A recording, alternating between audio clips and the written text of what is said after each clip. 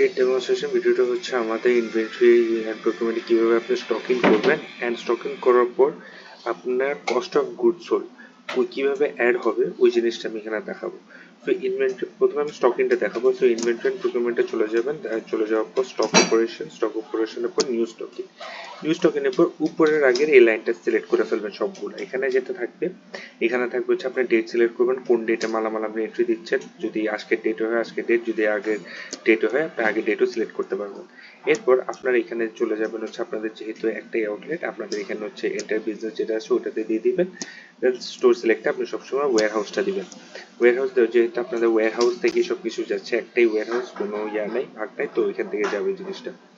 এরপর আপনি সিলেক্ট ভেন্ডার্সে হচ্ছে যে আপনার এখানে থাকবে হচ্ছে অল আইটেমস একটা একটা থাকবে অপশন, ওই অল আইটেমসটা সিলেক্ট করবেন। ধরেন এখানে চিকেনের জায়গায় অল আইটেমসে থাকবে, আর এখানে হচ্ছে যে একটা এই যে আউটলেটের নাম থাকবে ওটা সিলেক্ট করে নেবেন।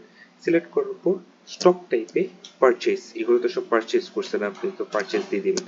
পারচেজ দেওয়ার পর আপনার এখানে এই প্রথম লাইনটা ক্রস শেষ করার পরই আপনি আসবেন হচ্ছে এখানে মালামাল এন্ট্রি। আর আপনার কাছে যে মালামালটা আছে ওই মালামালটা আপনি সার্চ করে দেখতে পারেন। এখন like for example chicken, chicken দিয়ে আমি যদি দিই, চিকেনের যা যা আইটেম থাকবে সবগুলো এখানে আসবে, চিকেন স্টেক, চিকেন, এগুলো আসবে। আসার পর আপনি যে সিলেক্ট করবেন, অথবা গ্রুপ গ্রুপ থাকবে, ওই গ্রুপ ধরে ধরেও আপনি আইটেম সিলেক্ট করতে পারবেন। ধরেন আমি এখানে হচ্ছে চিকেন, আমি গ্রোসারি আইটেমসে দেখলাম, গ্রোসারি আইটেমসে আমি সার্চ দিলাম, সার্চ দেওয়ার পর গ্রোসারিতে যা যা আইটেমস আছে সবগুলো এখানে চলে আসবে। আপনি এখানে সার্চ করে দেখতে পারেন, অথবা হচ্ছে গ্রোসারি আইটেমসে গিয়েও দেখতে পারেন। এটার পর আপনার কাজ হবে আপনি এন্ট্রি দিবেন। ধরার পরে তোমার কোয়ান্টিটি নিচে 100 কেজি, আমি এখানে টোটাল কস্ট হচ্ছে আমার 1000 টাকা। ফর এক্সাম্পল আমার এখানে ইউনিট কস্ট দিয়ে দিয়েছে, এখানে এটা হচ্ছে আমার 100 কেজি নিয়েছে, টোটাল কস্ট হচ্ছে আমার 2000 টাকা, 2000 টাকা। এখানে এটা ইউনিট কস্টে দিয়ে দিবেন। আপনার যদি এখানে কোনো অ্যাডিশনাল কস্ট থাকে, লাইক হচ্ছে রিক্সা ভাড়া, এগুলো যদি কোনো খরচ থাকে ওটাও আপনি অ্যাড করে দিতে পারেন। এই অ্যাড করে দেওয়ার পর এখানে নোটে লিখে দিতে পারেন যে কিসের জন্য।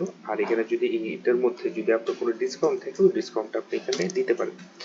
দেওয়ার পর আপনি যদি অ্যাকাউন্টিংয়ে একটা বিল জেনারেট করতে চান, আপনি এখানে এটা সিলেক্টেড থাকে, এটা সিলেক্টেড থেকে আপনি যে সাবমিট দিয়ে দিবেন, অ্যাকাউন্টিংয়ে একটা বিল জেনারেট হয়ে যাবে।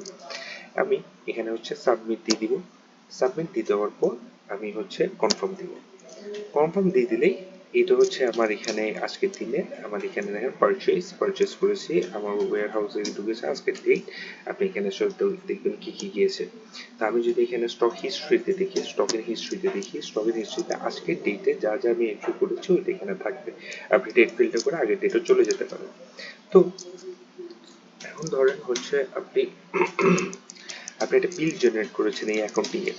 এখন অ্যাকাউন্টিংয়ে যখন বিলটা জেনারেট করেছেন, অ্যাকাউন্টিংয়ে আসলে আপনি যখন পারচেসে যাবেন, পারচেসে গেলেই দেখবেন হচ্ছে যে আপনার এখানে এই দেখেন আজকের দিনের এটা, এটা আজকের দিনে আজকের ডেটের 1 তারিখ থেকে 2 তারিখে দেখাচ্ছে। সো এটা আজকের ডেটের এই ফার্স্ট ডেটে এটা হচ্ছে আপনি একটা বিল করেছেন।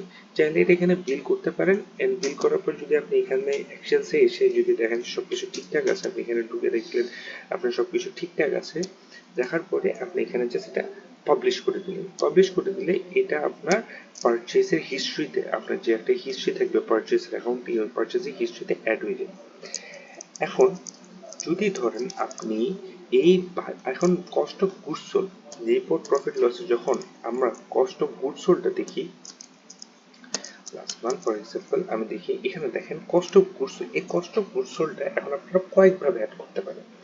ফার্স্ট যেটা হচ্ছে এখন আপনাদের দুইভাবে অ্যাড করতে পারেন। সেটা হচ্ছে যে বাজারটা করতেছেন আপনারা, ওই বাজারটাকেই direct cost of goods sold হিসেবে অ্যাড করে দিতে পারেন। কিভাবে?